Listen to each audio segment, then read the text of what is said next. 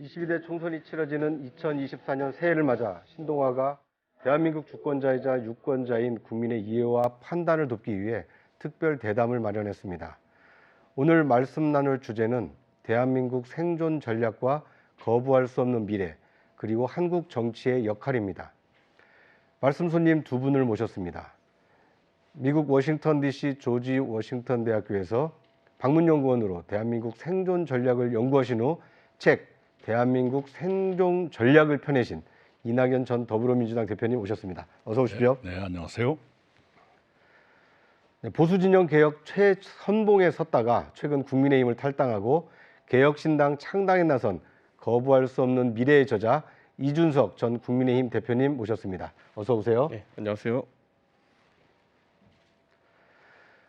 네, 두 분께서는 2024년 새해 어떤 소망을 갖고 계신가요?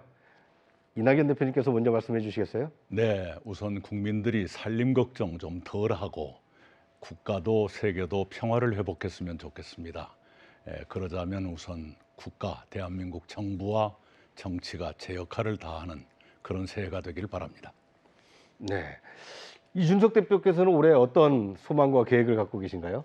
저는 정치를 하면서 어느 정도 문제를 해결하는 정치가 되어야 된다고 생각하는데, 지난 한 몇 년간의 정치라고 하는 것이 결국 이재명이 나쁘냐, 아니면 윤석열 대통령이 나쁘냐, 아니면 곁다리로 김건희 여사가 나쁘냐, 이 정도의 문제로 선악의 문제로 귀결되었던 것이 올해는 좀 거치고 실제 민생의 문제를 좀 논의할 수 있는 그런 문화가 나왔으면 좋겠다, 이런 생각을 가지고 있습니다. 워낙 민생과 그리고 젊은 세대의 삶이 지금 화급에 닿았기 때문에 네. 저는 이런 식으로 정치권이 시간만 보내가지고는 정말 큰 문제가 발생한다, 변해야 된다 생각합니다. 네, 알겠습니다. 한국 정치 현실을 바꿔내려는 두 분의 구체적인 활동 계획에 대해서는 대담 후반부에 자세히 말씀을 나누도록 하겠습니다.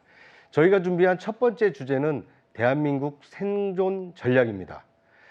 오늘 두 분과 말씀 나눌 주제는 크게 세 가지인데요. 첫 번째는 대한민국 생존 전략이고요. 두 번째는 거부할 수 없는 미래, 그리고 한국 정치의 역할입니다. 첫 번째 주제는 이낙연 대표님께 먼저 좀 드리겠습니다. 이 북핵 위기와 이 미중 경쟁 속에서 이 대한민국의 생존 전략이 어떠해야 되느냐, 먼저 그 얘기부터 좀 하려고 그러는데요. 미국 워싱턴 DC에서 한반도를 바라봤을 때, 대한민국을 바라봤을 때 좀 어떤 생각이 드셨습니까?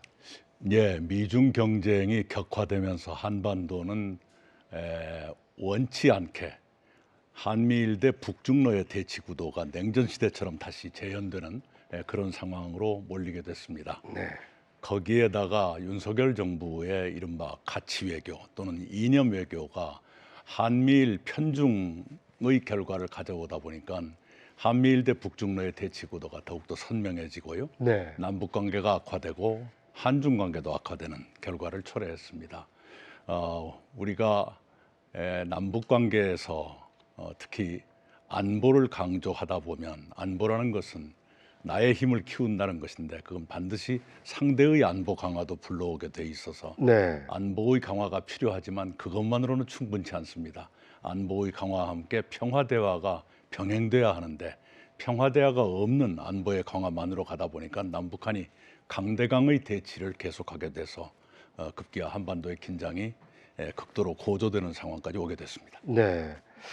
그런데 원론적인 말씀으로는 이해가 되는데, 최근에 북한 김정은 노동당 총비서가 이 대사변을 언급한 이후에 새해 들어서 북한이 지금 연일 해안포를 지금 발사하고 있거든요. 어떻게 보면 이런 엄중한 이 한반도 현실에 과연 대화가 가능할 것이냐, 이런 의문이 있는데, 이런 국면에서도 혹시 대화를 시도해야 된다, 이렇게 보시는 건가요? 물론입니다. 이 닭이 먼저냐 계란이 먼저냐의 문제는 있지만, 그러나 어느 경우에도 대화를 포기해서는 안 됩니다.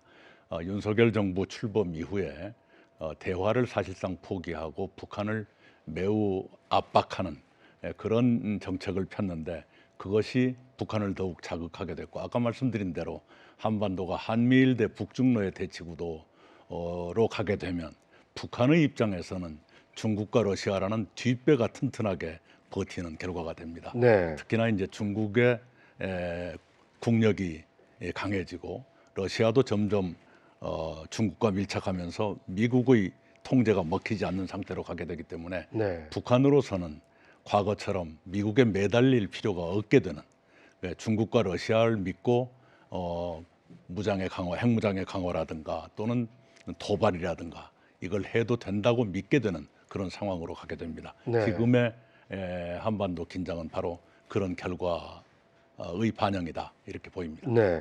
이낙연 대표께서는 이제 이 뭐랄까요, 대북 정책이라든지 이런 강대강 대결을 좀 우려를 하셨는데, 이준석 대표께서 보실 때는 윤석열 정부의 어떤 외교 안보 정책 이 제대로 된 길을 가고 있다 이렇게 평가를 하십니까? 저는 우선 기본적으로 보수주의적인 사람이기 때문에 한미일 간의 협력 강화라고 하는 대전제에는 동의를 합니다. 네. 그런데 지금까지 보여진 모습에서는 윤석열 정부의 한미일 안보 협력 강화에 따른 미국과 일본의 전향적인 어떤 변화가 나온다고 국민들이 체감하기 어려운 지점이 있습니다. 네. 과거 같으면은 한국이 미국의 안보 이익에 동참했을 경우에 경제적 이익에 대해 가지고는 미국이 한국 측 편의를 많이 봐주는 그런 문화가 있었기 때문에 많은 국민들이 그 방향을 지지했다면은 네. 지금 시점에서는 한국이 미국의 안보 이익과 경제적 공동체에도 같이 참여해서 사실 아까 총리님 말씀하신 것처럼 북중러와의 대립구도가 강화될 수 있는 상황임에도 불구하고 지난 대통령의 방미나 이런 걸 보면은 의전은 극진하게 받았지만은 실리에 해당하는 전기차 배터리 문제라든지 반도체 문제 등에 있어가지고선 어느 양보를 얻어내는 것이 보이지 않기 때문에 네. 국민들이 과연 우리도 지금의 안보 전략을 경제 전략을 가져갈 수 있겠느냐라는 의구심을 조금씩 쌓아가고 있는 상황이다. 네. 그렇기 때문에 윤석열 정부도 지금의 경로보다는 조금 더 국민들에게 우리가 선명한 경제적 이익이나 안보적 그런 이익에 동참하는 것에 대한 반대급과 뭔지를 보여줄 필요가 있다. 네. 그런 생각을 하게 되고 있습니다. 그러니까 이제 뭐 가치 외교, 경제 외교도 중요하지만 실리 외교도 필요하다. 네. 이런 말씀으로 이해가 되겠고요. 그 윤석열 정부 들어서는 이 북핵 억제를 위해서 한미일 삼국 협력을 지금 강화를 하고 있거든요. 이 이낙연 대표께서 보실 때는 한미일 삼국 협력 강화가 북핵을 억제하고 한반도의 어떤 안정을 가져오는데 필요한 조치다. 이렇게 동의하십니까? 이른바 압박 정책이죠. 네. 압박 정책만 가지고 북핵에 대처하는 것은 부족합니다. 네. 왜냐하면 그동안에 미국의 힘이 압도적으로 강했던 그런 시대, 탈냉전 시대에도 미국의 대북 압박, 봉쇄 일변도의 정책이 오히려 북한의 핵무장 강화라는 결과를 가져왔는데, 지금은 미국이 그렇게 압도적으로 강한 시대도 아니고요. 네. 중국이 상대적으로 많이 미국의 턱 밑까지 쫓아온 시대이기 때문에 한미일 삼국 간의 연대를 통한 대북 압박 정책만 가지고 북핵 문제를 해결할 수는 없습니다. 지금이야말로 대화를 통해서 1990 몇 년이었습니까? 클린턴 행정부 네. 때 페리 이니셔티브라고 그래서 네. 페리 전 국방장관이 의회에 보고했던 페리 보고서가 있습니다. 네. 그걸 보면 상호 위협 감축이라는 그 키워드가 나오게 되는데요. 지금이야말로 상호 위협 감축의 입장에서 북핵 문제에 대처하는 대화를 다시 시작할 필요가 있다 이렇게 생각합니다. 왜냐하면 북한이 핵을 가지기 전의 대북 정책과 네. 이미 핵을 가진 뒤의 대북 정책은 달라질 수밖에 없는 것인데, 이미 핵을 북한이 가졌다고 본다면 이제는 그것을 인정하면서 상호 위협 감축, Mutual Threat Reduction이라고 합니다. 네. 그런 전략으로 서로 임하는 것이 좋겠다 이렇게 생각합니다. 네. 지금 이낙연 대표께서는 이제 압박 정책뿐만 아니라 이제 대화를 통한 어떤 문제 해결 이런 접근 방식을 말씀을 해주셨는데, 그런데 북한이 최근 대한민국은 통일 대상이 아니라 이 적대 국가다 이렇게 천명을 했거든요. 북한이 이렇게 강경한 입장을 나오고 있는 상황에서도 북한과의 어떤 대화를 통한 압박 아닌 대화를 통한 어떤 문제 해결 가능하다고 보십니까? 실제로 북한이 한국을 통일 대상으로 삼았다 하더라도 그것이 네. 항상 적화 통일의 대상이었을 것이기 때문에 별로 달라진 것이라고 좀 보진 않습니다. 네. 그리고 북한의 도발이라고 하는 것이 과거에는 우리가 경계선 도발이나 국지적 도발에 대해 가지고 아주 민감하게 반응할 수밖에 없는 상황이었다면은 지금 이제 해안포 도발이나 이런 것들은 실제로 9.19 군사 합의에 따르면은 해안포 도발을 하지 못하게 되어 있는 거 아니었겠습니까? 네. 그런데 지금 북측과 그리고 우리 대한민국이 그 9.19 합의를 놓고 서로 누가 파기했냐 가지고 분쟁을 벌이고 있는 상황이기 때문에 상징적인 제스처로 그러한 도발을 하고 있는 것으로 보입니다. 그렇기 때문에 이것에 지금 집중해 가지고 우리가 동등한 수준의 반응을 보이는 것보다는 실제적으로 어떻게 하면 북핵의 사용 가능성이라든지 아니면 더 한 단계 진일보한 미사일 위협을 할 수 있는지에 대한 것을 억제할 수 있는지가 중요하다 보는데, 우리가 봤을 때 이런 겁니다. 최근에 우크라이나 분쟁이라는 것이 사실 수천 킬로미터 떨어진 곳에서 벌어지고 있었지만은 그것의 파급 효과가 뭐겠습니까? 북한의 재래식 포탄이 그리고 우리나라의 포탄이 우크라이나에서 서로 양쪽에 떨어지고 있는 상황이 발생하고 그에 따른 반대급부로 북한이 어쩌면은 러시아의 미사일 기술이라는 것을 입수할 수도 있는 상황이다라는 것이 계속 보도가 되고 있지 않습니까? 네. 저는 이런 위협을 통제하기 위해 가지고는 아까 말했던 한미일 협력을 넘어선 더 다자간의 협력이 필요하다라는 생각을 하게 되는 것이 현재 안보 현실이라고 생각합니다. 네. 그 두 분 말씀을 듣다 보니까 지금 윤석열 정부가 한미일 협력을 강화해서 북핵을 억제하는 것만 가지고는 이 한반도 문제를 해결하기 좀 어렵다. 이런 공통 인식을 좀 가지고 있는 것 같습니다. 그런데 이제 한 가지 의문이 드는 것이요. 북한의 어떤 핵 무장이라는 것은 대한민국에게는 실존적 위협 아닙니까? 이 북한 핵을 어떻게든지 제어할 수 있는 힘을 우리가 가져야만이 뭐 대화가 됐건 외교적인 노력도 가능한 거 아니냐. 이제 이런 의문이 들거든요. 이 대표께서는 지금 상황에서도 대화 또는 평화적인 어떤 교섭 이것이 가능하다고 보시는 건가요? 당연히 그렇습니다. 당연히 그렇습니다. 북한이 핵무력 완성을 선언했던 것이 2017년입니다. 그리고 핵 실험을 시작한 게 2006년인데요. 네. 그 기간에도 우리는 대화를 했고 남북 정상회담도 했습니다. 그래서 지금이라고 못할 것은 없다라고 보고요. 그다음에 북한이 우리를 적대 국가라고 했다고 놀라고 있는데 또 우리 또한 그 이전에 이미 북한을 주적이라고 몇 번이나 했지 않습니까? 네. 그런 점에서는 이런 식의 대응은 반드시 상대방의 똑같은 반응을 유발하게 돼 있다. 도발은 도발을 부르고 안보는 안보를 부르게 돼 있습니다. 그래서 네. 안보 강화는 좋지만 반드시 평화 대화가 병행돼야 한다는 걸 항상 잊지 않았으면 좋겠고요. 네. 지금이라고 해서 대화를 포기하면 안 됩니다. 오히려 지금이라도 대화를 시작하고 북한이 받아들일 만한 제안을 해서 대화의 장으로 유도하는 것이 필요할 것이다. 이렇게 생각합니다. 네. 이낙연 대표께서는 지금이라도 대화를 해야 된다라고 말씀하셨는데 이준석 대표께서는 동의하십니까? 보수 진영에서는 확실히 상호주의적 관점을 유지하고 있기 때문에 네. 북한의 태도 변화를 항상 전제로 해야 된다라고 이야기합니다. 그렇기 때문에 최근에 도발 국면에서 아까 말했던 국지적 경계선 도발이 계속되는 상황 속에서는 네. 대화가 어려울 수도 있습니다. 하지만 우리가 누구나 알듯이 지금 우리가 아무리 대한민국에서 참수 작전을 천명하고 북한 급변 사태를 천명한다 하더라도 그것은 가상 시나리오일 뿐 현재 당면한 위협 속에서 아까 말했던 위협이 고조되는 걸 막기 위해 가지고 미사일 기술을 완성하는 것을 어떻게 통제하느냐 네. 이런 것들은 북한뿐만 아니라 다자간의 대화가 굉장히 중요한 역할을 하고 있습니다. 그래서 저는 그런 것들을 포기하면 안 된다라는 원칙적인 그런 동의는 있어야 된다. 네. 이런 생각을 하고 있습니다. 알겠습니다. 그러시고요.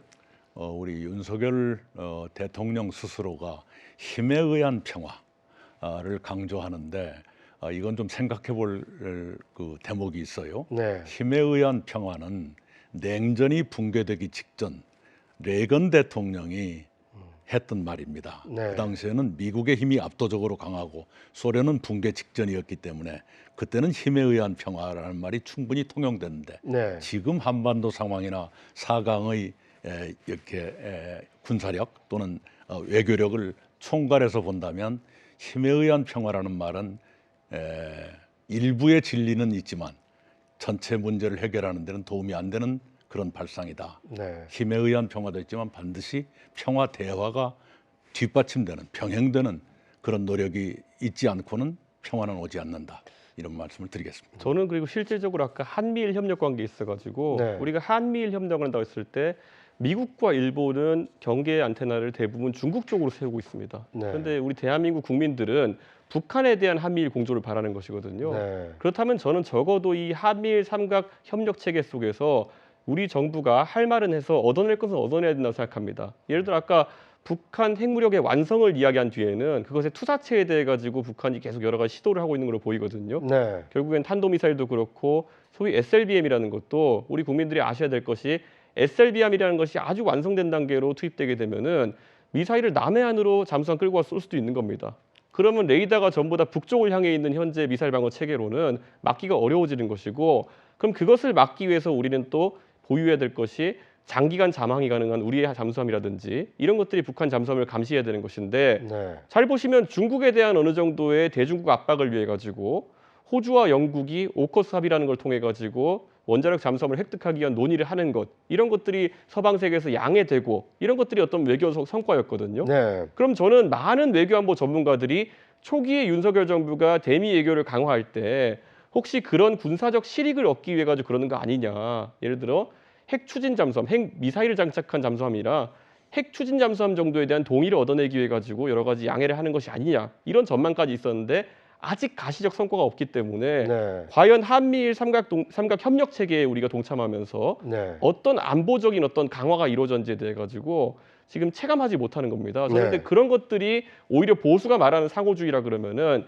차근차근 진행되는 모습이 보여야 된다. 이런 생각을 하고 있습니다. 네. 윤석열 정부 들어서 초기에는 우리의 독자적인 핵무장론이 나왔었고 네. 대통령 스스로가 그에 동조하는 듯한 발언을 한 적이 있습니다. 그 후로 미국의 압력에 의해서 그 말이 쏙 들어가고 말았는데요. 네. 그런 것들을 그냥 즉흥적으로 말을 꺼냈다가 주워 담는 이런 방식이어서는 안 되는 것이고요.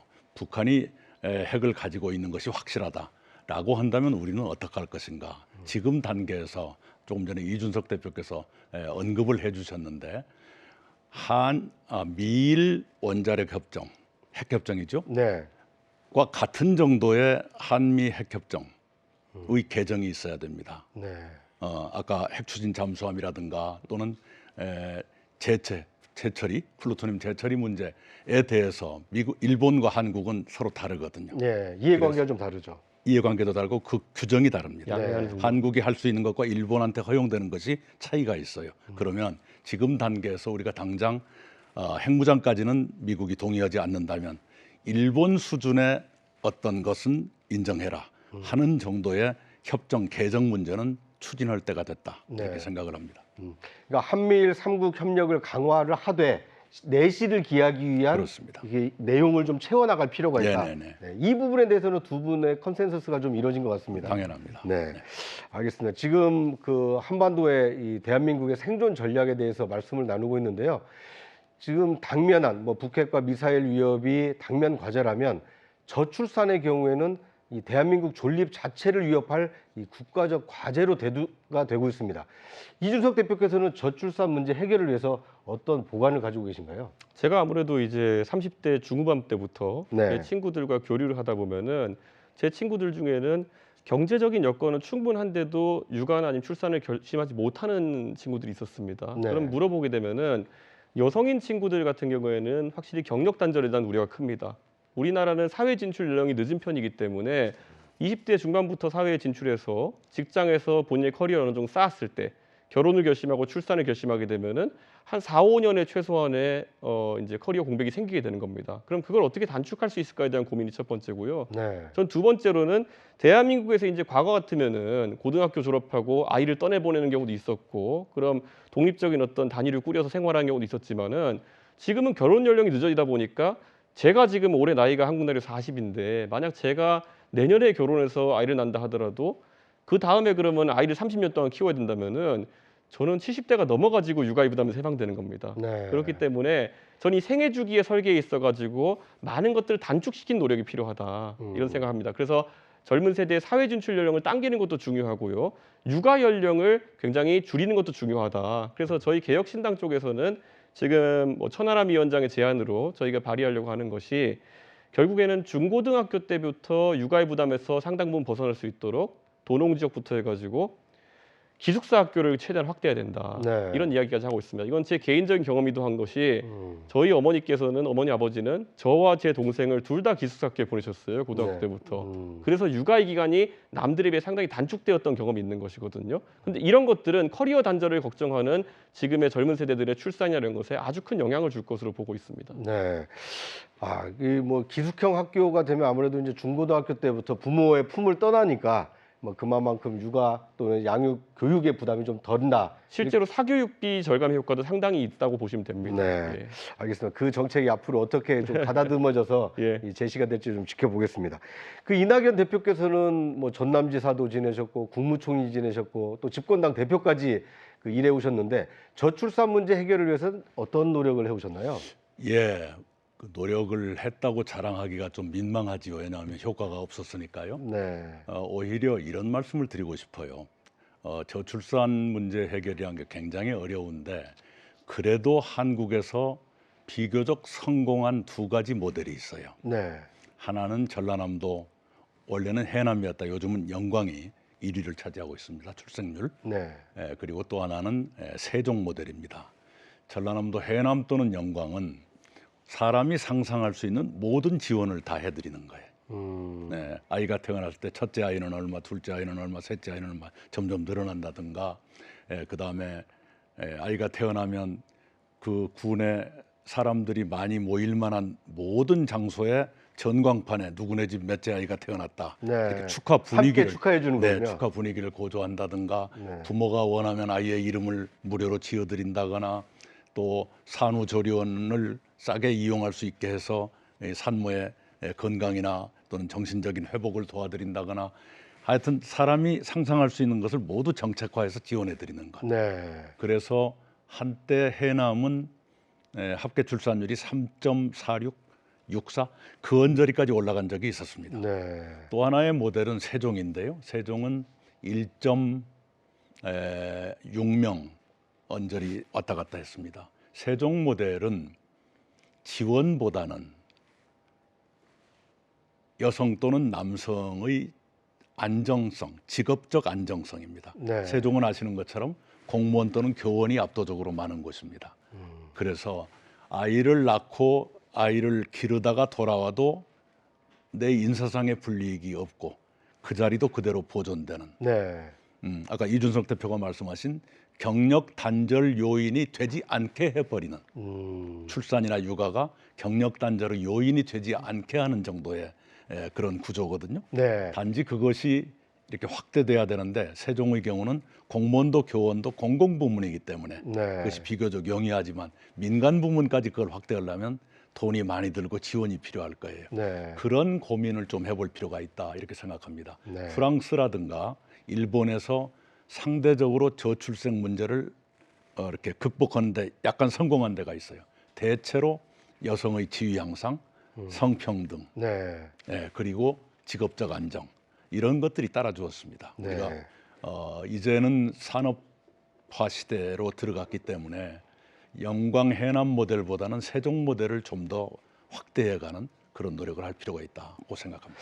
알겠습니다. 그 좋은 모델이 전국적으로 확산이 돼서 저출산이 좀 극복되는 계기가 됐으면 하는 바람이고요. 이준석 대표께서는 아직 미혼이신데 네. 이 솔선수범하셔서 결혼하셔서 자녀를 여러 출생하는 이 노블리스 오블리제를 실천하실 계획은 아직 없으세요? 아마 이게 반농담의 질문이기 때문에 저도 반농담으로 답하자면은 제가 네. 정치하면서 보수 진영에 몸담았는데 보수 진영의 대통령들을 보니까 보통 결혼 안 하신 분이나 결혼 늦게 하신 분들이 되더라고요. 그래가지고 뭐 사실 그게 제 정치적인 의미보다는 저도 당연히 결혼하고 자녀를 낳고 싶은 생각을 갖고 있습니다. 그런데 이런 겁니다. 결국 커리어 단절이라고 하는 것이 정치 영역에선 그래도 좀 일어나지 않는 현상이겠지만은 말 그대로 지금의 젊은 사람들 같은 경우에는 연애를 하는 것부터 그리고 뭔가를 설계하고 주택을 구입하고 이런 것 자체가 사치라고 느끼는 경우가 굉장히 많습니다. 네. 그렇기 때문에 정치권 아까 총리님께서 지원 모델도 그렇고 직업 안정성 모델도 말씀하셨지만은 저는 어느 것 하나만으로 해결되지 않는다 봅니다. 복합적으로 모든 단계에서 안정성을 느낄 수 있도록 지원을 해야 된다 이런 생각 갖고 있습니다. 네. 앞으로 이 이준석 대표께서 펼쳐보실 이제 개혁 신당에서 예. 이 저출산 문제 해결을 위해서 얼마나 실효성 있는 이 공약을 내세울지 네. 한번 좀 지켜보도록 하겠습니다. 네, 지금까지 이 대한민국 생존 전략에 대해서 말씀을 나눴는데요. 대한민국은 이 한반도의 어떤 지정학적 위기뿐만 아니라 저출산이라는 이 대내적인 이 쌍방향 위협에 지금 노출이 되어 있습니다.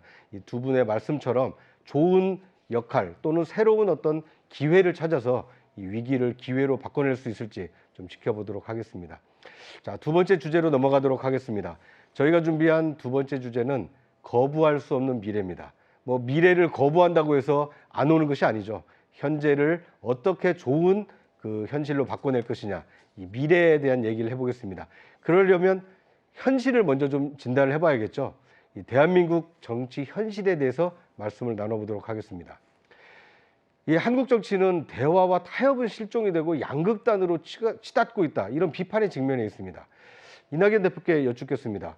현재와 같은 양극단 정치가 일상화된 이 근본 원인이 어디에 있다고 보십니까? 이게 한국만의 문제는 아니고요. 네. 제가 1년 동안 유학했던 미국도 바로 이 정치 양극화 문제로 굉장히 앓고 있더군요.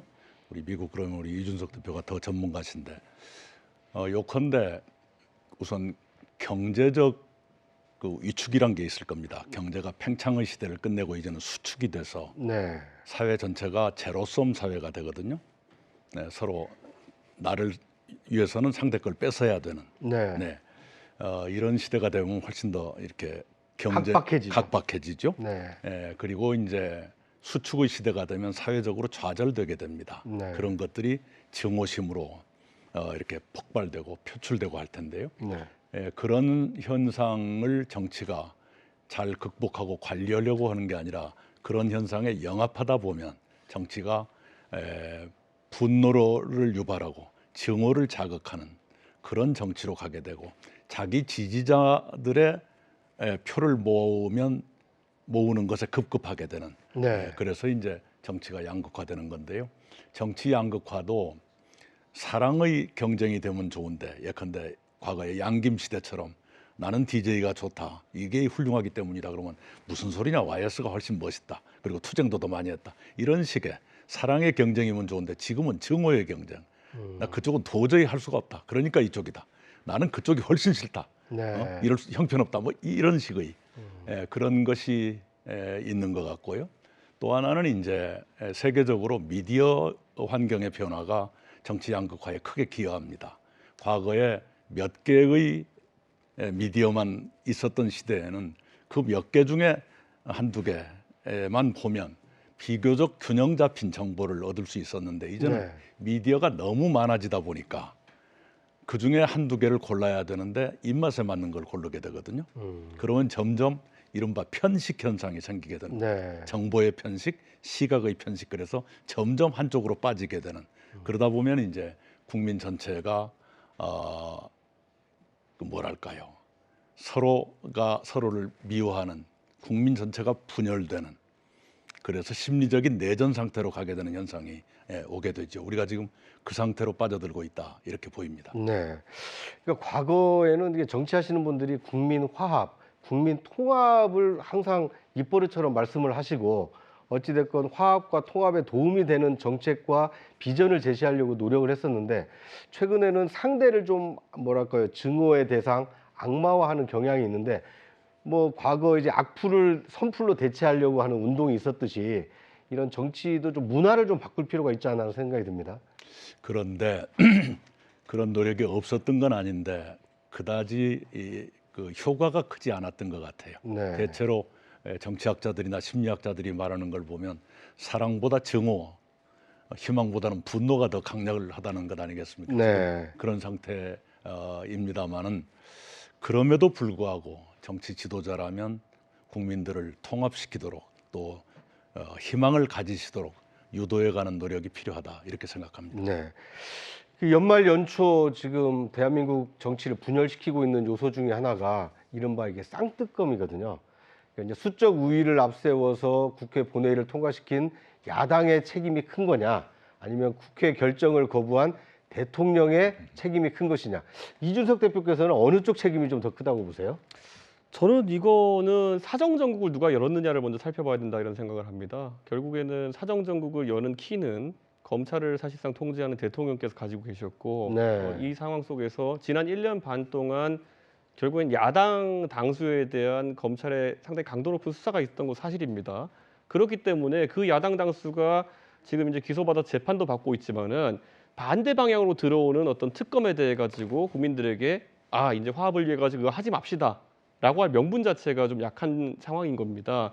왜냐하면 많은 사람들은 이재명 대표든지 아니면은 김건희 여사든지 혹은 또 윤석열 대통령이든지 누구든 잘못이 있으면은 거기에 대해서 합당한 수사를 받는 것이 맞다라는 생각을 하고 있는 것이고 네. 사실 대통령께서 검찰 공무원 출신으로서 이례적으로 대통령까지 오르게 된 것은 성역 없는 수사라는 키워드가 바로 윤석열 본인을 포장하는 가장 강렬한 그런 이미지였기 때문이거든요. 근데 지금 와가지고 이재명 대표는 꼭 수사해야 되는데 김건희 여사 수사는 국정 혼란을 가져올 수 있고 편파적인 수사다라고 이야기하면은 약간 본인의 상징 자본을 갉아먹는 느낌이 드는 거거든요. 저는 이 모순이 가장 크다라는 생각이 들고 네. 그렇기 때문에 만약에 이 정국을 막기 위해서는 그 사이의 시간 동안에 대통령실에서 정무적인 해결이 필요했었다. 저는 이렇게 보는 겁니다.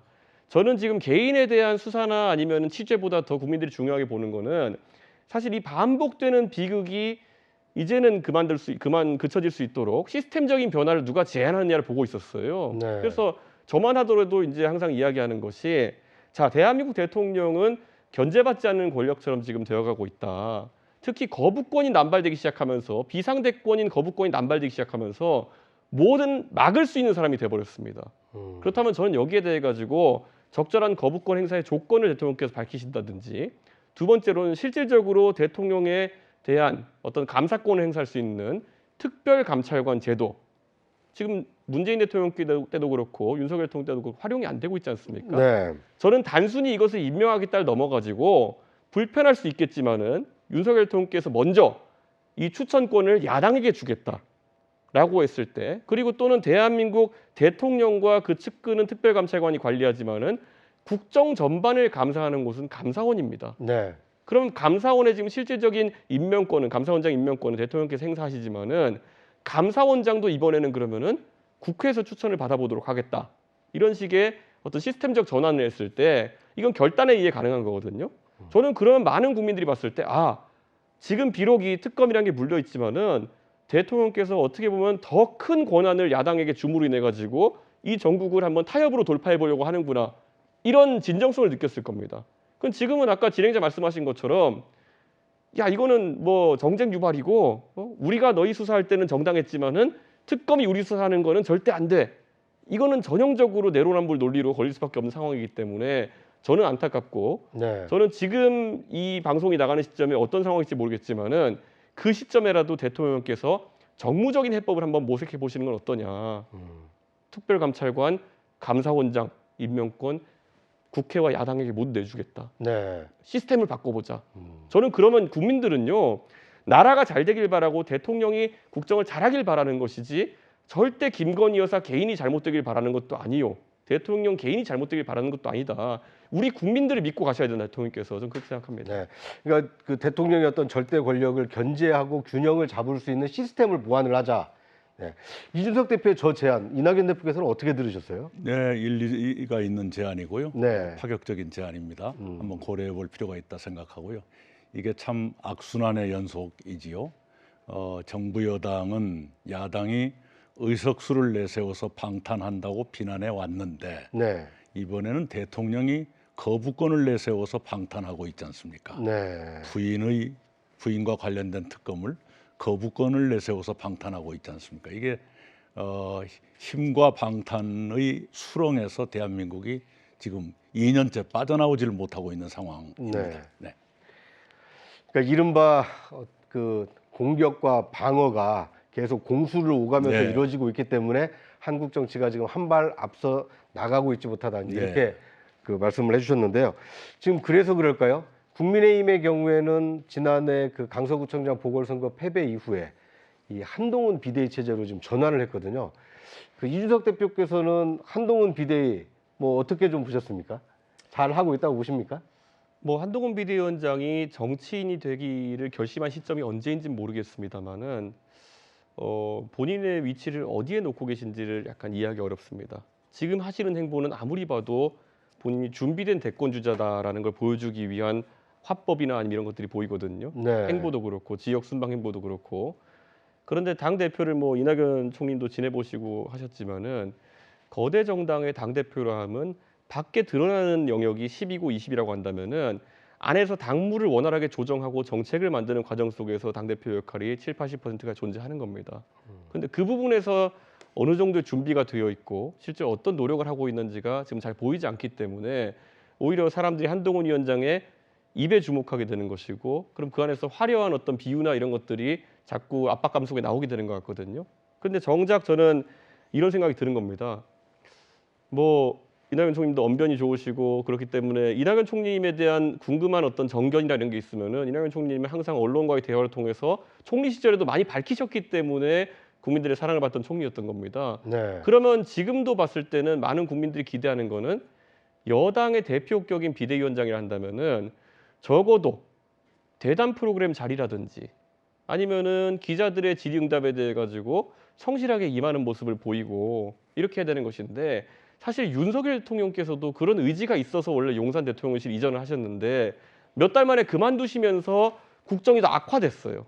근데 그러니까 소통을 안 하면서 오히려 좀 악화됐다. 저는 그런데 한동훈 위원장은 처음부터 약간 그게 약한 모습입니다. 그래서 저는 한동훈 위원장이 예전에 대정부 질문이나 이런 자리에서는 받아치기 같은 느낌으로는 많이 이제 국민에게 알려진 것 같은데 또 그것이 일부 국회의원의 질문에 받아치는 정도 수준이 아니라 국민들이 하고 싶어하는 질문을 언론인들이 대행해가지고 한동훈 장관에게, 한동훈 위원장에게 가감없이 물어봤을 때 그걸 어떻게 소화해냈느냐 이런 것들이 아마 지금 기대되는 모습이 아닐까 이런 생각을 합니다. 당장 아까 논의했지만은 쌍특검 같은 경우에 활발한 어떤 토론이 이루어지길 기대했는데 성역이 있다는 걸 스스로 밝힌 거 아니겠습니까? 그 직전에 그럼 여당의 구원투수격이었던 인요한 위원장만 본다 하더라도요. 인요한 위원장은 방송에 성실하게 나와가지고 혁신위원장으로서의 직무수행 방향이라든지 이런 것들 설명하셨고 다만 그게 좀 서투름이 있어서 오해를 받는다 하더라도 굉장히 성실하게 국민들한테 설명하려고 했거든요. 대담에도 네. 응하고. 저는 한동훈 위원장은 약간 그런 모습이 없어가지고 좀 아쉬운 부분이 있다 이렇게 생각합니다. 네.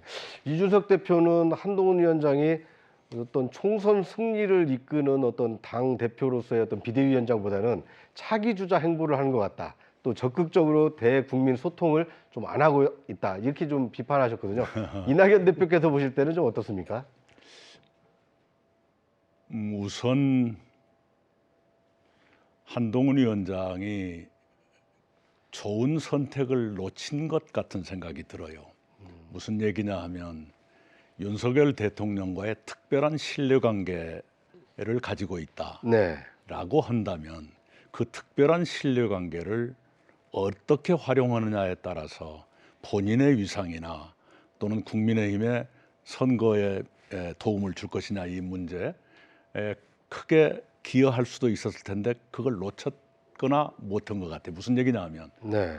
진정으로 윤 대통령과의 신뢰가 깊다면 예컨대 윤 대통령의 실정 가운데 몇 가지를 시정한다든가 이런 식으로 출발을 했더라면 굉장히 신선한 충격을 주면서 본인도 더 올라가고 국민의힘의 선거에도 더 도움이 됐을 거예요. 예를 들면 홍범도 장군 흉상철거 문제 백지화하겠다. 네. 여성가족부 폐지 공약 없애겠다. 이런 식으로 했다 그러면 굉장히 충격으로 아주 좋은 충격으로 받아들여졌을 거예요. 그런데 첫 반응이 김건희 특검이나 이런 데서 보면 그런 좋은 의미의 차별화 쪽을 선택하는 것이 아니라 아바타 노선을 선택해 버렸거든요. 네. 그렇게 된다면 지금의 행보로 일시적인 인기를 끌고 주목을 받는 것 그건 한계에 올 수밖에 없겠다 이런 생각을 합니다. 네. 어떻게 보면 이제 윤석열 정부의 한계나 부족한 점을 극복을 하고 그렇습니다. 보완을 할 수 있는 기회가 있었는데 네. 그걸 좀 잘 못 살린 것 같다. 예, 그리고 이제 윤석열 정부의 잘못을 자기가 전부 짊어지고 가게 되는 그런 것을 본인이 선택했거든요. 네. 그것은 글쎄 여러 가지 그럴 수밖에 없었는지 모르지만 결과는 별로 안 좋을 것 같다. 네. 알겠습니다. 두 분 말씀 들어보니까 한동훈 위원장에 대한 후한 점수를 주신 것 같지는 않아요. 국민들이 좀 이해하시기 편하게 뭐 얼마 되지는 않았습니다만 100점 만점으로 주신다면 몇 점 정도 주시겠어요? 이런 거 잘못 답하면 이제 헤드라인 잡히기 때문에 저는 숫자 답변은 하고 싶지 않고요. 예. 전 지금 시점에서 학점 정도로 준다면은 아마 B 학점대 정도가 되지 않을까. B 학점, A 학점을 주기에는 좀 미흡한 점이 있다. 왜냐하면 어쨌든 간판이 바뀐 건 맞거든요. 네. 그렇기 때문에 한동안의 주목은 받는 것이고 그런데 그리고 지금까지의 비대위원장들 보면요. 관심도 못 받고 개혁도 못하는 사람 많았어요. 근데 한동훈 위원장은 관심은 받는 단계이기 때문에 적어도 B 학점 받을 수 있다. 근데 우리가 잊으면 안 되는 게 아까 제가 언급했던 직전에 비슷한 역할을 했던 인요한 혁신위원장.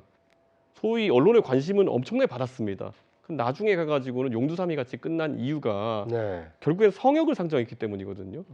다른 사람에 대해서는 다 평가하고 다니십니다. 너는 마음이 다친 것 같아. 너는 젠틀맨이야. 다 한 다음에 대통령에 대해 가지고 평가하라 그러면은 나는 도덕을 배워가지고 할 수 없다 뭐 이런 식으로 가니까 국민들이 야 뭐야 이렇게 되는 거거든요. 네. 저는 한동훈 위원장도 마찬가지일 거라 봅니다.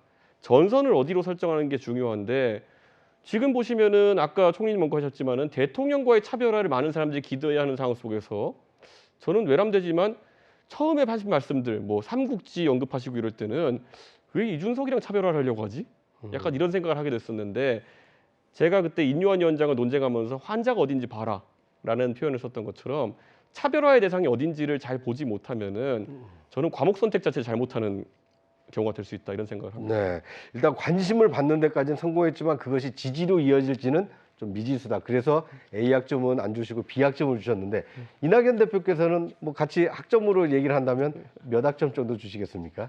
제가 선생님을 안 해봐서 모르겠네요. 단지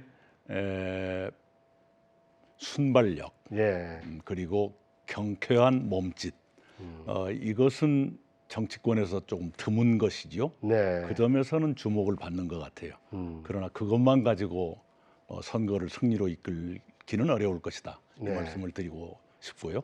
아까 대권주자 말씀하셨는데 그건 또 다른 문제이니까 아직은 그런 것에 관해서 말하기는 빠르다 이렇게 생각합니다. 네.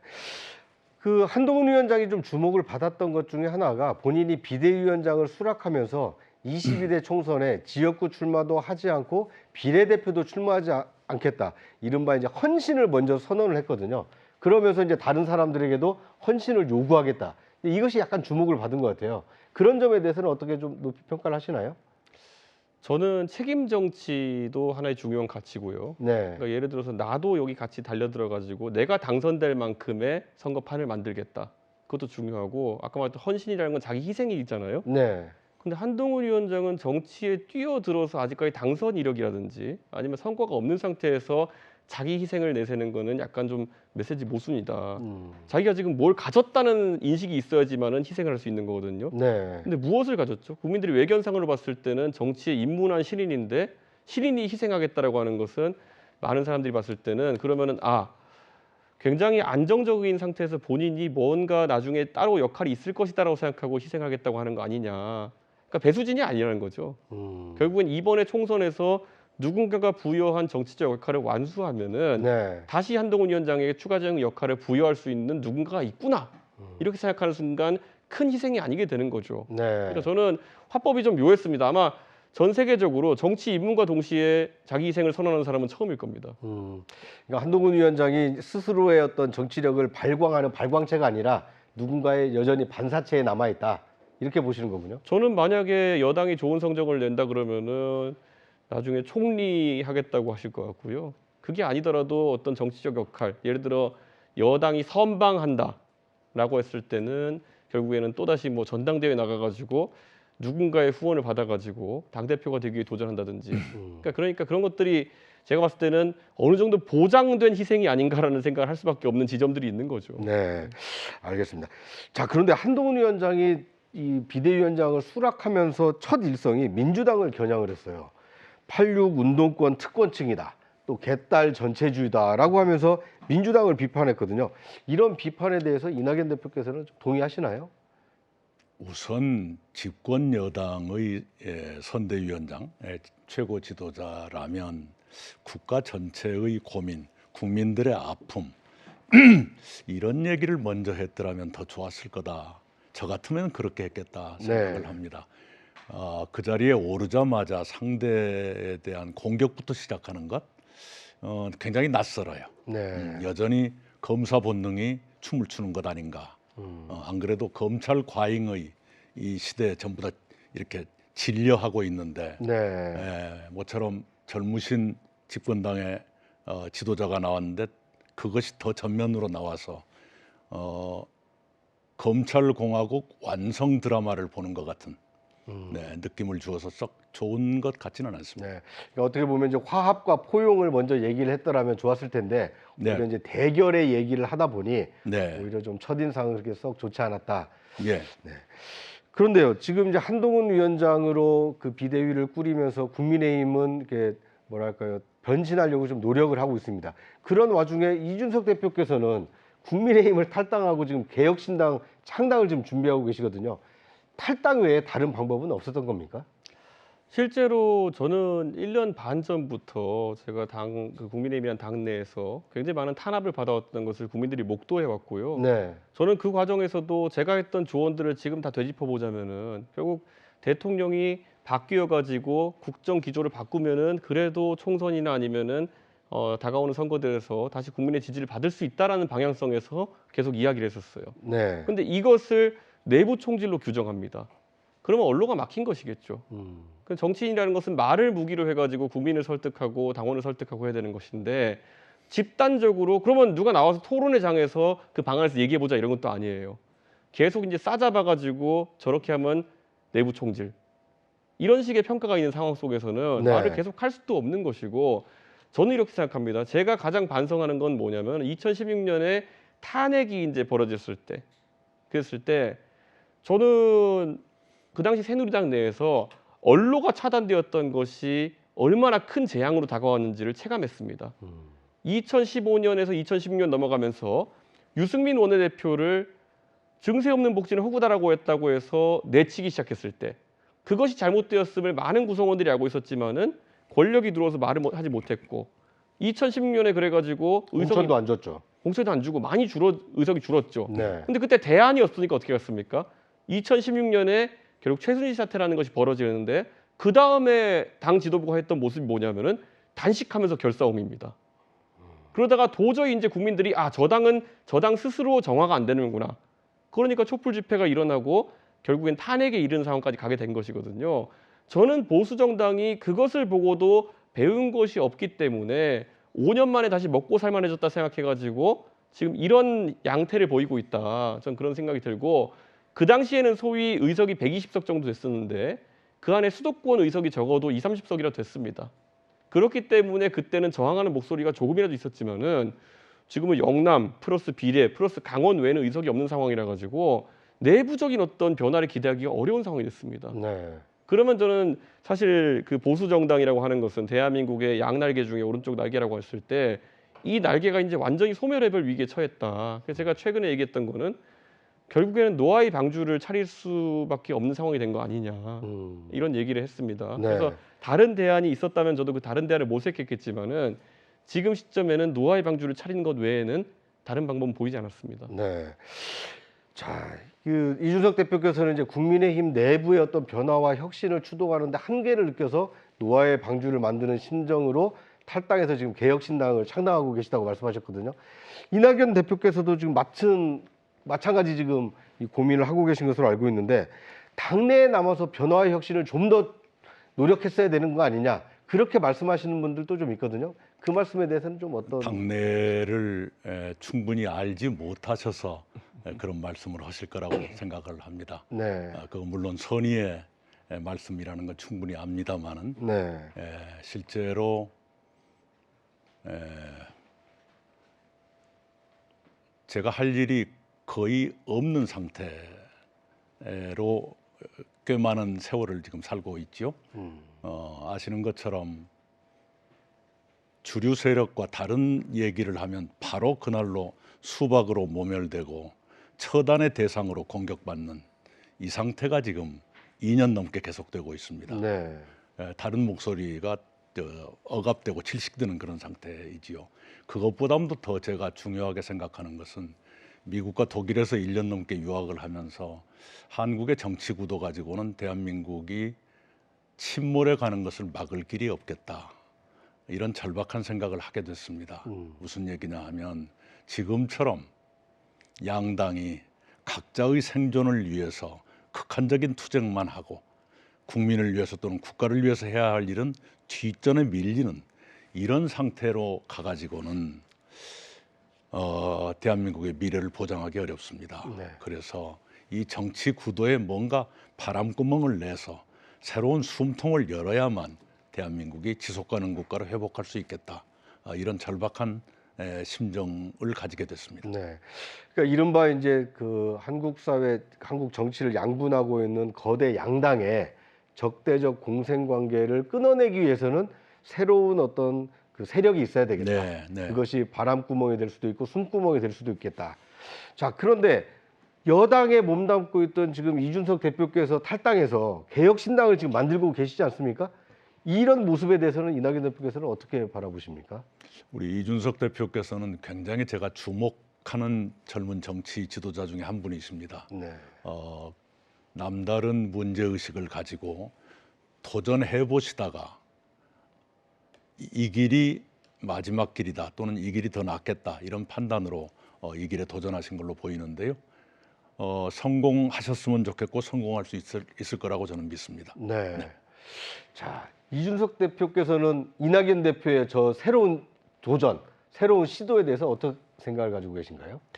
저는 거꾸로 말씀드리면은 그래도 이낙연 총리님은 사실 대통령 빼고는 거의 모든 직위를 거치셨다 할 만큼 사실 지방 행정도 경험하시고 그리고 당 대표도 경험하셨기 때문에 이제 국가를 위해서 사심없이 봉사하실 기회를 찾아가지고 이런 도전하시는 거로 이렇게 보입니다. 그리고 실질적으로 언론에 언급하신 것만 본다 하더라도 본인이 마중물도 아니고 그 마중물을 퍼올리기 위한 허드렛물 역할까지 하겠다는 겸손한 말씀을 주셨어요. 근데 저는 그 이낙연 총리님 같은 원로의 그런 발언에 진정성을 많은 사람이 느낄 것이다 이렇게 생각하고 네. 저는 그러면 저분이 지향하는 지점에 있어가지고 사실 굉장한 흥분을 저도 느낍니다. 뭐냐면은 그 진정성이 가져다주는 묵직함이라는 게 있거든요. 그렇기 때문에 저는 이낙연 대표님은 뭐 제가 범접할 수도 없는 무게감과 이력을 가지신 분이지만은 젊은 사람들 입장에서는 큰 힘이 됩니다.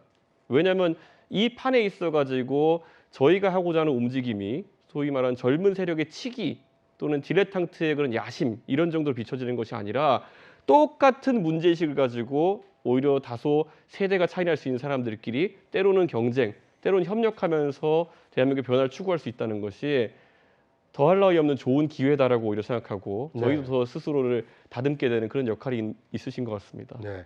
두 분 말씀 들으니까 조금 다른 생각이 드는 것이 예.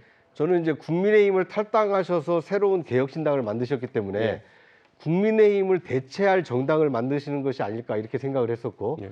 또 이낙연 대표께서는 이제 민주당에 몸담고 계시다가 탈당을 하셨기 때문에 민주당의 모순을 극복하기 위한 뭐 민주당 새로운 버전을 만드시는 게 아닐까 이렇게 생각을 했는데 두 분 말씀을 들어보니까 약간 교집합이 굉장히 좀 많은 게 아닌가 하는 생각이 듭니다.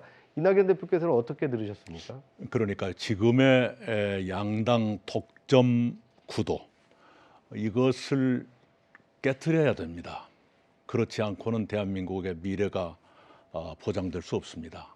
그래서 저는 미국과 독일에서 짧은 기간이 있었지만 하나 깨달은 것은 정치 구조가 그 나라의 모든 것에 영향을 준다라는 것입니다. 지금 미국은 국가 전체가 분열의 시대로 들어가고 있지 않습니까? 이 대안 없는 양당제가 이런 폐해까지 끌고 온 것이죠. 네. 최근에 미국의 여론조사를 보면 국민의 60% 정도가 다당제가 필요하다라고 말을 해요. 그런다고 다당제가 바로 되는 건 아니겠지만 네. 거기에 비하면 독일은 오랜 다당제 전통을 가지고 있고 바로 그것을 잘 활용해서 극우 정당, 극단 세력이 있기는 있으되 중앙 정치에서 위세를 떨 정도는 못 되게 하는 극단 세력을 변방화하고 소수화하는 그 힘을 이 다당제와 연정의 전통으로 지금 끌어가고 있거든요. 네. 그래서 유럽 전체에서 극우 정당이 크게 힘을 펴지 못하는 유일한 나라로 독일이 남아 있는 것 아니겠습니까?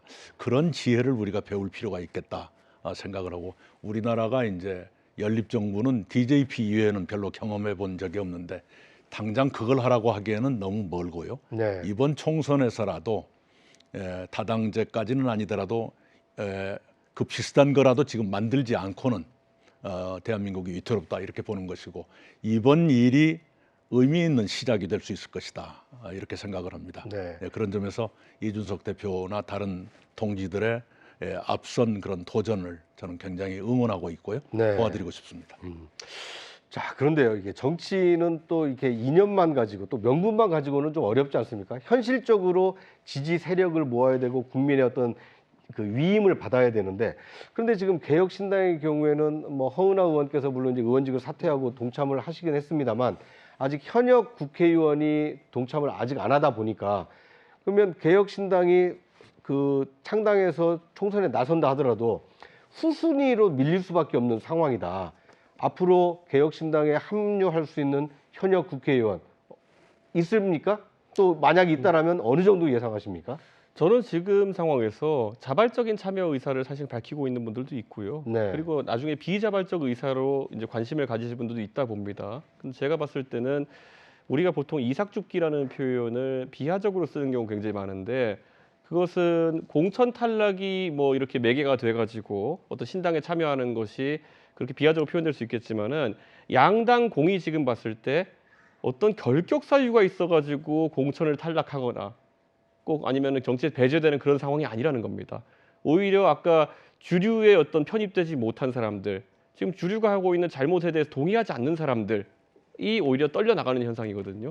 그러니까 과거와 같이 속된 말로 이삭죽기라면 쭉정이가 모이는 당이 된다 이런 것이 아니라 오히려 능동적으로 알곡을 털어내고 있는 상황이 지금 되는 겁니다. 네. 그렇다고 한다면은 저는 뭐 민주당에서도 그리고 국민의힘에서도 충분히 이탈하는 의원들이 비자발적 이탈이 많을 것이고 그랬을 때 그분들 같은 경우에는 또 국민들이 바라보기에는 정치를 계속해야 된다 그런 상황 속에서 개인의 서사가 생길 수 있기 때문에 저는 저희가 그분들이 참여할 결심을 할 정도의 훌륭한 어떤 플랫폼으로서의 위치를 유지한다고 한다면은 현역 의원 입당 문제는 전혀 문제가 되지 않는다 이런 생각하고 있습니다. 네, 알겠습니다. 자, 지금까지 그 이낙연 대표, 이준석 대표 두 분을 모시고 한국 정치의 어떤 현실에 대해서 지금 말씀을 나눠봤습니다. 이 두 분의 말씀을 듣다 보니까 공통 분모가 하나 느껴져요.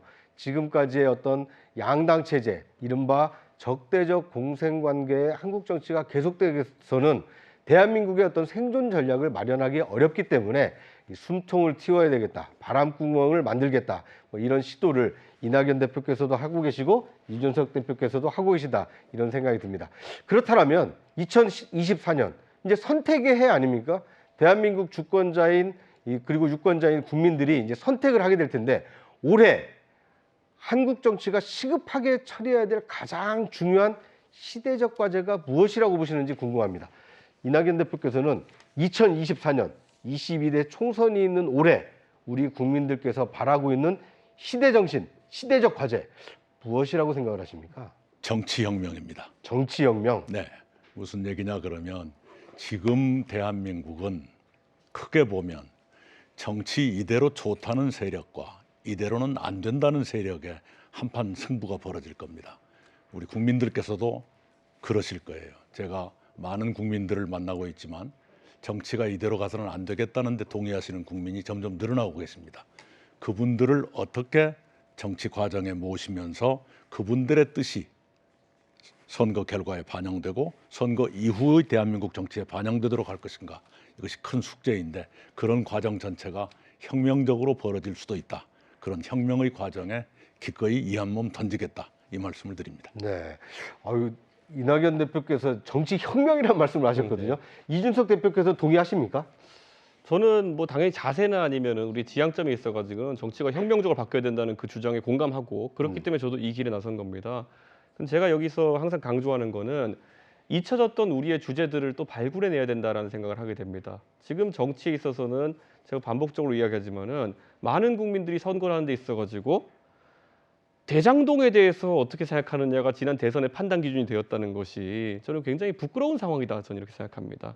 왜냐하면 대장동권이라는 것은 형사적인 사안이고 누가 처벌받으면 처벌받는 것이지 대장동이 누구 것이요, 누가 문제 있어 이런 것 때문에 찬반을 나눠서 대립하고 지난 대선과 지선을 거치면서 결국에는 이재명 후보와 윤석열 후보 공히 경제 공약이 뭔지 아니면 교육 공약이 뭔지 아니면 뭐 안보 공약이 뭔지 기억나는 게 없지 않습니까? 그만큼 우리 정치가 무의미한 것을 가지고 다퉜다는 생각이 드는 겁니다.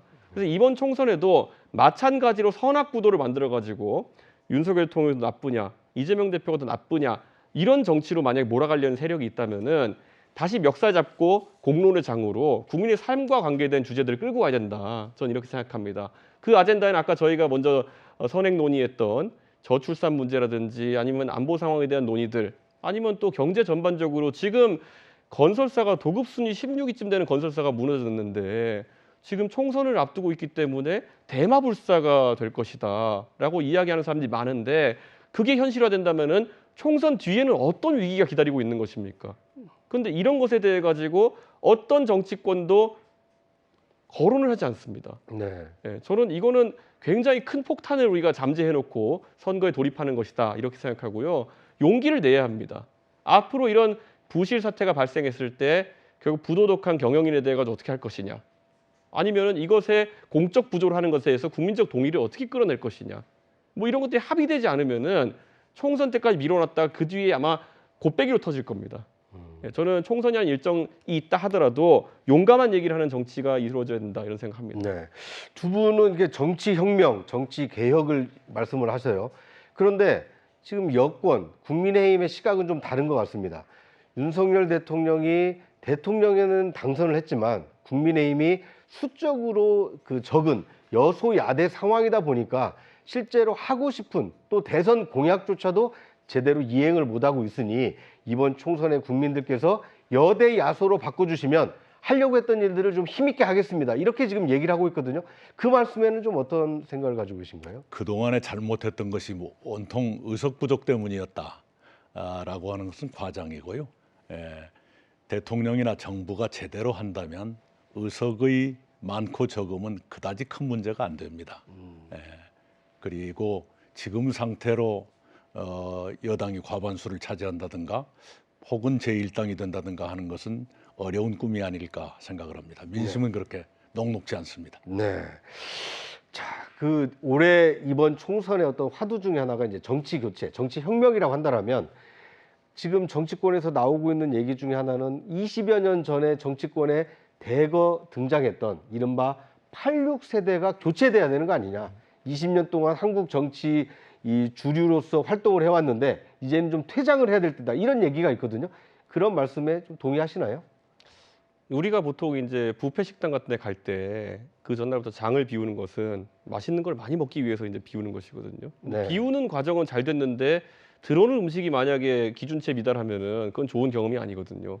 실제로 지난 2020년 보수 정당에 있었던 공천도 비우는 과정까지는 상당히 전격적으로 비워내는 과정이 있었는데 그 다음에 공천하는 과정에서 그럼 더 신선한 인물들이 들어왔냐에 대해서 긍정적인 평가를 받지 못했습니다. 그러다 보니까 당연히 의석도 많이 나오지 않았고요. 저는 지금도 대한민국 사회에서 86세대에 대한 적개심이나 이런 것들이 상당히 이제 조직화되어가는 과정이다 저는 이렇게 봅니다. 네. 하지만 그럼 그것보다 나은 대안이 있어야 되는데 소위 86세대라고 하는 집단이 많은 분들이 민주당에 계시죠. 근데 이분들이 다수 의석이나 다수 결집된 힘을 가지고 패거리 정치를 한다. 이런 비판을 하는 분들이 그래서 그게 여의도 사투리라고 표현을 하죠. 근데 그거에 반대 지점에서 대체하러 들어가는 새로운 음식이 그러면은 서초동 사투리다. 그래버리면 그것도 좋은 경험이 아닐 수 있는 거거든요. 네. 586의 패거리 정치가 문제되는 것은 결국엔 결집된 힘 바탕으로 패거리 정치를 한다는 것인데 86의 패거리 정치 못지않게 지금 국민들은 서초동 사투리의 검사동일체 원칙이라든지 이런 것들을 경험하면서 위기의식을 갖고 있거든요.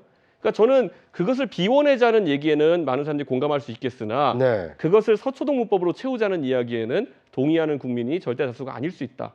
그렇기 때문에 저는 그 시점에서 제3세력을 추진하는 사람들이 좋은 대안의 음식을 제시해야 된다. 저는 그런 생각을 하고 그래서 저희가 논의할 때 뭐 양양자 의원님 같은 경우에는 지금까지 소외되어 있는 과학기술인의 목소리라든지 이런 것들 얘기하기도 하시고요. 네. 저 같은 경우에는 세대적 관점에서 젊은 세대가 참여해야 된다. 이런 이야기도 하는 것이고요.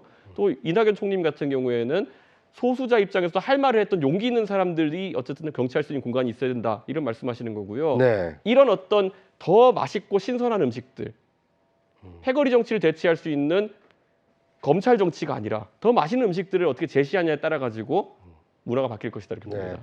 그러니까 이제 86세대의 퇴장 못지않게 중요한 것은 네. 그 사람들이 빠진 공간에 어떤 사람들, 이른바 국민들이 인정할 만한 사람들이 들어올 수 있느냐 없느냐가 더 중요하다. 예. 이렇게 말씀을 주셨어요.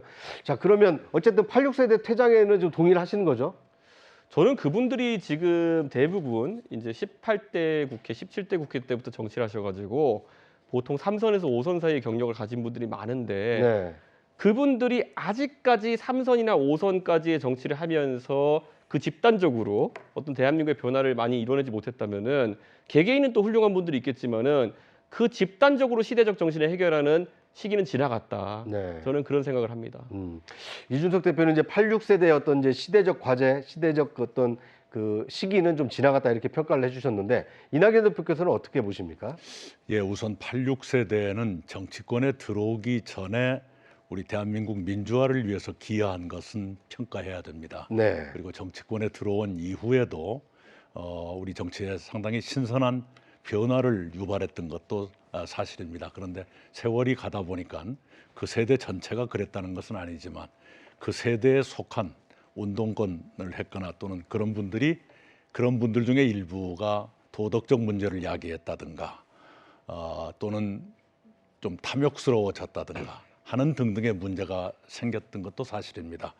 이 86세대 전체가 퇴장을 요구받게 된 이유가 무엇일까 하는 것은 본인들이 성찰을 해볼 필요가 있다 생각을 하고요. 그다음에 또 하나는 바로 그것 86세대 퇴장론의 그 바닥에 깔려 있는 어떤 문제 때문에 86 이전의 민주화 세대의 명예까지 상처를 받고 있는 이 현실이 저는 굉장히 안타깝습니다. 네. 그 점에 대해서는 86세대를 많이 안고 있는 민주당의 빚이라고 생각을 해요. 그 이전 세대는 지금까지도 순수함을 유지하면서 우리나라를 걱정하는 그런 선배들이 계시거든요. 네. 그분들은 굉장히 안타까워하십니다. 민주화 세력 전체의 명예가 훼손된 것 같다. 그런 점에서는 86세대와 민주당이 그런 민주화 세력 전체의 명예 회복을 위해서 노력을 해줄 필요가 있다. 이렇게 생각을 하고요. 네. 그 다음 세대는 모르겠습니다. 아까 서초동 사투리란 말씀을 주셨는데 지금 국민의힘은 검사 출신들이 대거 들어올 것 같은 느낌은 듭니다. 네. 그런 식으로 해서는 정치가 더 나아지질 않습니다. 좀 다양한 분야에서 또 다양한 경험을 가진 분들이 들어와서 국회가 다양한 목소리를 다 쏟아내고 그것이 용광로처럼 용해되는 그런 기관으로 돼야지 어떤 특정 경험을 가진 사람들이 대거 들어와서 네. 뭘 한다는 것은 정치 발전에 그다지 도움이 되지 않는다 이렇게 생각합니다. 네. 자, 이 뭐 세대 교체 얘기에 대해서 이제 두 분의 생각이 어느 정도는 좀 접점이 있는 것 같은데요. 또 한 가지 이번 총선의 관심사 중에 하나가 뭐냐면 이른바 2030 젊은 세대라고 하는 MZ 세대가 정치권에 대거 전면에 등장할 가능성이 있다는 것이거든요. 이제 그걸 상징하고 있는 분이 이제 이준석 대표신데 이번 총선의 MZ 세대의 어떤 약진 가능성 이건 좀 어떻게 전망을 하십니까? MZ 세대는 지금 정치 지도자로서의 어떤 역할보다는 아마 유권자로서의 역할이 이번에 많이 부각될 거로 좀 보입니다. 네. 실제로 산업화와 민주화가 양대 정당의 그 핵심 가치였다면은 지난 대통령 선거 이후로 그 가치들이 이제 시효가 만료된 것으로 보입니다. 윤석열 대통령께서는 뭐 평생 공무원으로 사셨지만은 산업화에 기여하신 바가 전혀 없습니다. 그리고 이재명 대표도 뭐 변호사 활동하셨지만은 민주화에 기여했다는 흔적은 찾아볼 수가 없습니다. 그 전까지 박근혜 대통령이나 아니면 문재인 대통령 같은 경우에는 민주화나 산업화의 영웅들과의 친분이나 이런 것까지라도 존재했었는데 네. 지금은 그런 게 없는 상황이기 때문에 양당이 이제 이런 걸 재설계해야 되는 상황이거든요. 거기다 삼지대도 그럼 새로운 매력적인 걸 제시해가지고 결국 그 MZ 세대라고 하는 젊은 세대가 거기서 대안을 발견할 수 있느냐의 문제인 것입니다. 더 이상 이분들한테 가가지고 MZ 세대한테 민주화를 위해 같이 싸우자 그러면 시대착오적인 문법이라고 생각할 것이고요. 네. 반대로 우리에게 표를 주면은 고도 성장기를 다시 가져오겠다. 이렇게 했을 때도 약간 이상한 사람 취급받을 거거든요. 그러면 이 안에서의 대안이라는 것은 무엇이냐? 어느 정도 구체적인 전문성 있는 대안들을 원하는 겁니다. 예전에 윤석열 대통령께서 취임하신 다음에 반도체 산업을 육성하겠다고 뭐 웨이퍼랑 포토마스크 이런 거 들고 와서 사진 찍으신 기억이 있을 겁니다. 네. 그 정도 가지고 아무도 MZ세대는 반도체 산업이 뜨겠군 이런 생각을 안 합니다. 이 MZ세대 같은 경우에는요. 실제로 하다못해 해외 주식 투자도 하고요. 그러면서 어쩌면 윤석열 대통령보다 더 반도체에 대해서 많이 알고 정책 대안을 평가할 수도 있는 겁니다. 네. 실제로 미세 공정이 어떠니 하면서 다 공부해가면서 투자하는 세대거든요. 그렇다면 공약에 대해서도 아니면 그리는 비전과 미래에 대해서도 다 알아보고 찾아가면서 평가하는 사람들입니다. 그렇기 때문에 앞으로 저는 정치하는 사람들이 두루뭉실한 화법으로 그들의 표를 얻으려고 하지 않아야 된다. 그리고 그게 아주 세밀한 경쟁 속에서 그 MZ세대의 마음을 얻을 정당의 그 윤곽이 그려질 것이다. 전 그런 생각을 하고 네. 있습니다. 그러니까 실질적인 어떤 그 구체적인 공약을 제시를 해야만 MZ의 어떤 지지를 받을 수 있다. 이런 말씀으로 이해가 되거든요. 네.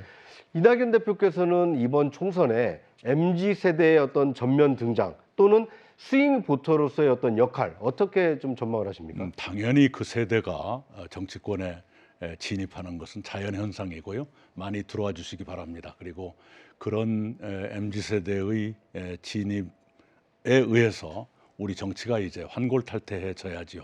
네. 이제는 민주화냐 산업화냐 또는 그 무엇이냐 하는 거대 담론 하나로 정치가 좌지우지되는 것이 아니라 훨씬 더 세분화된 여러 가지 문제들에 대해서 우리가 대응해야 되는 것이고 또 우리 국가가 직면하고 있는 거대 위기들이 있습니다. 이거 하나하나씩 대처하지 않으면 국가가 지탱하기 어려운 상황이거든요.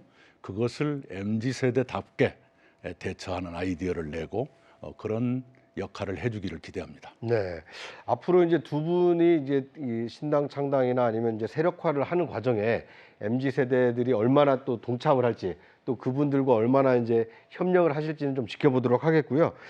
지금 한 가지 좀 궁금한 것이 두 분은 이제 지금 새로운 출발선에 서 있단 말입니다. 네. 그런데 우리 국민들은 사표 방지 심리가 있어요. 그러니까 내 소중한 한 표가 뭐 이준석이 마음에 들어서 한 표를 줬다가 당선이 되면 다행이지만 만약에 낙선하게 되면 내 표만 의미 없는 표가 되는 거 아니냐. 그러다 보니까 이제 거대 정당으로 투표하는 경향이 역대 선거에 있었는데 이런 어떤 소수 정당으로서의 한계 이건 어떻게 지금 극복해 나가실 계획입니까? 저는 시험의 룰이 설정됐으면요. 시험 공부하는 사람은 그 룰에 맞춰가지고 최선의 노력을 다해야 되는 것이고요. 우리 국민들은 그런 노력을 다면적으로 평가하고 있습니다. 결국 어려운 상황에서도 신당을 추진한다든지 하는 사람들이 올곧은 마음을 유지한다면은 당연히 그게 사표가 된다는 심리보다는 한 표 응원해서 보태주자는 심리가 더 강하게 작동할 것이다. 저는 이렇게 보고요. 거기에 대해서 지금 뭐 연동형 비례제라든지 아니면 병립형 비례제라든지 제도의 논의가 많이 있지만요. 저는 진짜 공부를 열심히 한 학생이라면은 어떤 제도 하에서도 원하는 입시 결과를 얻을 수 있을 것이다. 저는 그런 기대를 하고 공부를 더 열심히 하는 데 주력하겠습니다. 네. 예. 자, 이낙연 대표께서도 이제 새 출발을 하시다 보면 이제 시작 자체는 아주 거대 정당하고 좀 다를 수밖에 없지 않습니까? 그럼에도 불구하고 국민들의 어떤 지지를 얻어내기 위해서 국민들께 어떻게 호소를 하실 계획이십니까? 제가 이제껏 또 여러 차례 말씀을 드렸습니다마는 지금 국민들이 느끼고 계시는 절망의 본질은 이겁니다. 재작년 대통령 선거 때부터 국민들이 받아드신 시험 문제, 시험지에는 누구 둘 중에 하나만 고르세요 이렇게 돼 있는데 다수 국민들은 이 시험이 잘못된 것 같습니다. 답이 없는데요. 라는 분들이 계십니다. 그분들께 답을 하나 더 얹어서 이 답은 어떠신가요? 하고 제시할 예정이거든요. 그러면 답이 없다고 절망했던 국민들이 이제 내 마음에 드는 답이 나타났다. 이렇게 판단하셔서 그건 결코 사표가 아니라 우리 대한민국을 살리는 표라는 의식으로 투표장에 많이 오실 거라고 믿습니다. 네. 그런데 이제 뭐 제가 너무 과거 어떤 정치 문법에 익숙해서 그런지는 모르겠습니다만 그 우선순위에서 너무 뒤처지면 국민 눈에 안 띌 수 있기 때문에 따로따로 이렇게 정치 개혁, 정치 변화를 도모하시는 것보다는 두 분이 오히려 힘을 합해서 조금 세력화를 하신다라면 오히려 국민들이 좀 더 주목하시지 않을까 하는 생각도 들거든요. 혹시 그런 의향은 좀 있으신가요? 당연히 저희들의 고려 사항 중에 중요한 부분이죠. 그런 걸 포함해서 협력 방안을 모색할 것입니다. 네. 앞으로 그러면 뭐 정책이라든지 아니면 어떤 앞으로 하게 되는 공천이라든지 또는 선거 운동이라든지 이런 데까지도 앞으로 협력할 수 있는 가능성은 좀 남아 있는 건가요? 저는 우리가 민주화의 지도자들을 보면요. 결국에는 민주화라는 시대적인 과제를 앞두고는 중요한 시점에 힘을 합쳤고 그리고 또 다소간의 이견이 있을 때는 다소 떨어져가지고 정치를 했던 적도 있고 하지만 결과적으로 봤을 때는 대한민국의 국민들께서 결국 그 두 세력의 가치를 다 인정해가지고 순차적으로 민주화의 영웅들이 대통령이 되는 상황까지 나왔었습니다. 네. 그렇기 때문에 저는 결국에는 이 안에서 역할을 하고 저희가 뭐 주도하는 것처럼 보인다 하더라도 결국 도도한 시대의 변화를 이끄는 것은 일반 시민들의 어쨌든 마음이다. 그래서 그 마음을 얻기 위해 저희가 노력하는 것이 거꾸로 억지로 물기를 역류시킨다든지 한다 하는 것은 저희가 할 수 있는 것에 한계가 있다 이렇게 보고요. 그래서 국민들께서 지금은 고양이 소냐를 맞잡고 서로 힘을 합쳐서 뭔가 거대한 잘못에 맞서야 된다라고 하시면은 그 물길이 합류하는 것이고, 지금은 따로 또 같이 어느 정도의 거리를 두면서도 협력해 나가라면 그렇게 따르는 것이고요. 저는 그 모든 것은 저희가 시민들과 국민들의 반응을 살피면서 저희가 움직여야 될 것이다 이렇게 봅니다. 네.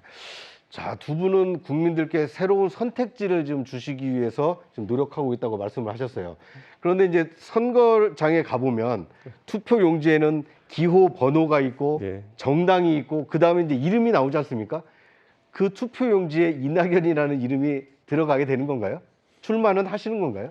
저는 출마하지 않겠다고 여러 차례 밝혔고요. 네. 어느 것이든 출마하지 않겠습니다. 아, 그러니까 지역구든 비례든 네네.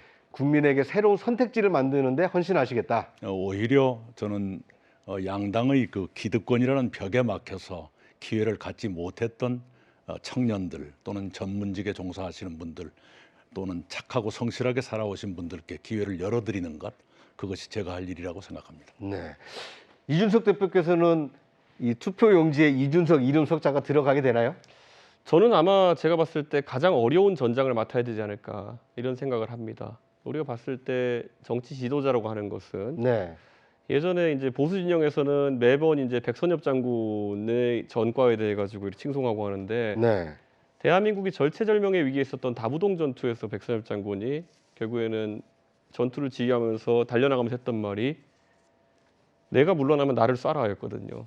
네, 근데 지금 현재 대한민국 정치권의 위기라고 하는 것은 어찌 보면은 지도자가 되어야 될 사람들이 가끔 그 앞서 나가는 모습이 아니라 물러나는 모습 보이면서 뒤에 따라온 사람들 사기를 꺾는 경우가 있거든요. 그러니까 저는 당연히 제 입장에서는 앞장서 가지고 전선을 이끌어야 되는 상황이 아닌가 이런 생각이 하고 있고요. 대한민국 국민들께서 아마 제가 물러나면 제 뒤를 쏘실 것 같은데요. 아, 예. 알겠습니다. 이낙연 대표께서는 국민에게 어떤 새로운 선택지, 예. 이 숨구멍을 만드는 데 역할을 하시겠다고 했고요. 이준석 대표께서는 이 앞장서서 가장 어려운 전장에서 정치 변화를 이끄시겠다고 말씀하셨습니다. 자, 22대 총선을 맞는 우리 국민, 가장 절실히 바라는 시대 정신, 한마디로 압축하면 무엇일까요? 공존입니다. 공존. 네, 지금처럼 진영으로 나뉘어서 자기 진영에서 벌어지는 일은 범죄도 착한 일이 되고 상대 진영에서 하는 일은 좋은 일도 나쁜 일이 되는 이런 무도덕주의랄까요? 네. 이것에서 벗어나서 서로 인정하고 또 공존해가는 지혜를 발휘할 때라고 생각합니다. 네. 이낙연 대표께서는 공존을 말씀하셨거든요. 이준석 대표께서는 이번 총선이 갖는 시대 정신 무엇이라고 생각하십니까? 제가 이제 이번에 창당을 하고 이런 행보하기 전에 네. 오랜만에 제가 손학규 대표님을 모시고 식사를 제가 모신 적이 있었어요. 그때 뵙자고 했던 이유가 저녁 있는 삶이라는 구호가 어떻게 지금의 상황에서 시대 정신으로 대탄생할 수 있을까 이런 고민이었는데, 감히 제가 그걸 약간 말을 바꾸자면은 내일이 있는 삶을 저는 추구해보고 싶습니다. 그렇다는 건 뭐냐면은 지금 대한민국에서 어쩌면 공정의 가치가 훼손된 거는 노력하는 사람들에게 오늘보다 더 나은 내일이 있다는 신뢰가 사라졌기 때문이다. 저는 이렇게 보고 있습니다. 네. 그래서 누구나 사회 시스템에 대한 신뢰를 가지고 내 개인은 그 안에서 노력을 하면은 나에게는 오늘보다 나은 내일이 있을 거야. 이 간단한 것이 부정되면서부터 남의 것을, 아까도 언급됐지만 남의 것을 약탈해야 되는 것인지 아니면은 뭐 패거리지어 싸워야 되는 것인지 이런 부정적인 고민들이 생겨나게 된 것이거든요. 그래서 저는 꼭 노력하는 사람에게 오늘보다 나은 내일이 있는 그런 정치를 해보고 싶습니다. 네. 이낙연 대표님께서는 공존을 말씀해 주셨고 이준석 대표께서는 이제 희망을 말씀을 해 주셨습니다. 네. 총선을 앞두고 정치권은 늘 국민께 새로운 선택지를 제공해 왔습니다. 선거 결과에 따라 정치 지형도 크게 달라졌습니다. 정치를 일컬어 살아있는 생명과 같다라고 하는 이유가 바로 그 때문입니다. 정치인과 정당은 국민께 선택지를 제공할 뿐 민주국가에서 최종 결정권자는 언제나 대한민국 주권자이자 유권자인 국민입니다.